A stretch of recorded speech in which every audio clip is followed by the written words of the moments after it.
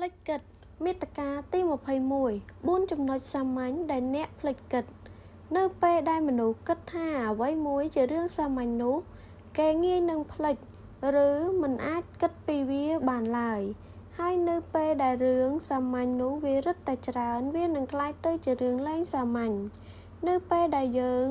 មានជីវិតរបស់អ្នកអាចនឹងរសាត់អណ្ដែតដោយចចកនៅក្នុងទឹកអញ្ចឹងដែរស្ថានភាពនេះដែលបានទាមទារឲ្យអ្នកចេះគ្រប់គ្រងដំណើរនៃជីវិតរបស់ខ្លួនឲ្យបានត្រឹមត្រូវនិងជាពិសេសនោះគឺការធ្វើជាគ្រូដ៏ល្អសម្រាប់ខ្លួនឯងហេតុផលនេះហើយដែលអ្នកត្រូវក្រែងរំលឹកខ្លួនឯងនៅចំណុចសំខាន់ចំនួន4ខាងក្រោមនេះរៀងរាល់ថ្ងៃដើម្បីសាបព្រោះខ្សែជីវិតរបស់អ្នកដែលដុសពន្លកឡើងឲ្យពោរពេញទៅដោយយុទ្ធសាស្ត្រល្អៗក្នុងជីវិត1. ផ្លេចគិតថាខ្លួនឯងខ្លាំងមានមនុស្សមិនតិចទេដែលបានយកខ្លួនឯងទៅប្រៀបធៀបនឹងអ្នកដទៃវាជាការប្រៀបធៀបមួយដែលធ្វើឲ្យខ្លួនឯងរកពន្លឺមិនឃើញនឹងត្រូវជាប់ក្នុងពិភពមួយដ៏សែនងងឹតទៀតផងនេះហើយគឺជាទម្លាប់នៃជីវិតរបស់ខ្លួនដោយពាក្យមួយឃ្លារបស់លោក Wiseman បាននិយាយថាអ្នកនឹងចាប់ផ្ដើមបាត់ទំនុកចិត្តលើខ្លួនឯងនៅពេលដែលអ្នកប្រៀបធៀបជាមួយនឹងអ្នកដទៃមានរឿងមួយដែលអ្នកត្រូវចងចាំនោះគឺជាចំណុចដ៏ខ្លាំងរបស់មនុស្សតែខុសៗគ្នាដូច្នេះហើយគ្រប់ពេលវេលាគ្រប់ទីកន្លែងអ្នកត្រូវតែយកភាពខ្លាំងក្លា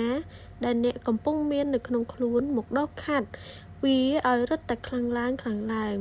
ហើយអ្នកត្រូវគិតទៀតថាអ្នកជាមនុស្សខ្លាំង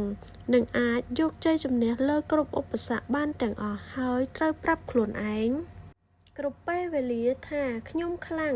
រាល់ពេលដែលអ្នកឈរនៅចំពីមុខឧបសគ្គទាំងអស់នោះនេះជាការលើកទឹកចិត្តដ៏មានប្រសិទ្ធភាពបំផុតសម្រាប់ត្រួសត្រាយផ្លូវជីវិតរបស់អ្នកការពិត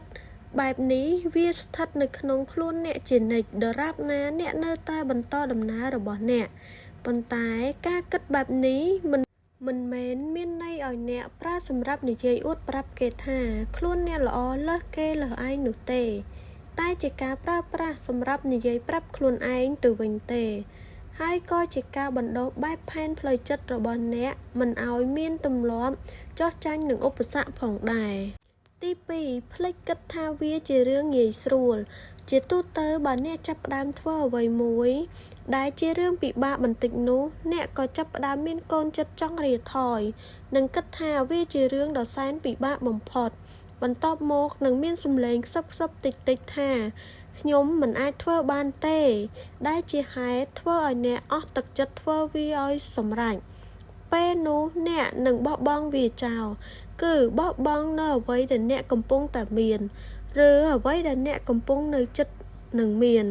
ដោយសារតែភាពពិបាកដែលមាននៅក្នុងចិត្តរបស់អ្នកដែលកំពុងគ្របដណ្ដប់ពេញលើជីវិតរបស់អ្នកទាំងស្រុងនេះហើយដូច្នេះហើយបើអ្នកនៅតែគិតថាវាពិបាកនោះ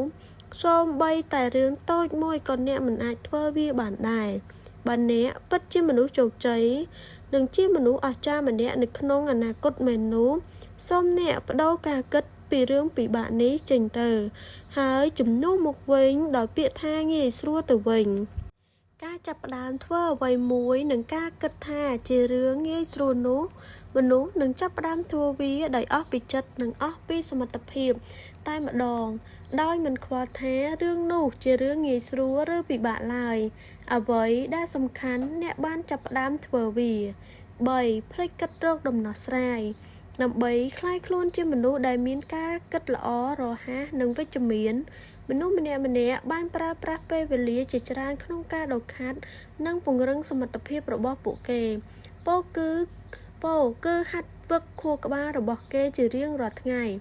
ដូចនេះទើបការរកដំណោះស្រាយជារឿងមួយដែលមនុស្សម្នាក់ចាំបាច់យកមកអនុវត្តដោយហេតុថាមានជីវិតគឺមានបញ្ហាហើយបញ្ហាគឺជាគន្លឹះមួយដែលចាំបាច់ឲ្យមនុស្សរៀនយកវាមកគិតរកដំណោះស្រាយមានមនុស្សមិនតិចទេដែលមានការជេរស្ដីឲ្យបញ្ហានិងភ្លេចគិតពីការរកដំណោះស្រាយ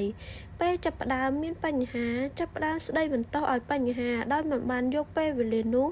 មករិះគិតរកដំណោះស្រាយឡើយ ដូចនេះហើយការដុសខាត់ផែនការនៃការតាមរកបែបដំណោះស្រាយនេះវាជារឿងដ៏សំខាន់ហើយអ្នកគប្បីត្រូវធ្វើវាដើម្បីរៀបចំខ្លួនរបស់អ្នកឲ្យហ៊ានប្រឈមនឹងបញ្ហាជីវិតទាំងដែលនឹងកើតឡើងបើនិយាយឲ្យងាយទៅវាដូចជាការគិតទុកមុននៅដំណោះស្រាយនៃបញ្ហាទាំងឡាយដែលអ្នកនឹងជួបនៅថ្ងៃខាងមុខអញ្ចឹងដែរហើយការគិតដំណោះស្រាយបែបនេះវានឹងធ្វើឲ្យផ្លូវចិត្តរបស់អ្នកស្រស់ថ្លានិងបានត្រៀមខ្លួនបានល្អជានិច្ចដើម្បីជំរះរាល់បញ្ហាទាំងអស់នេះបាន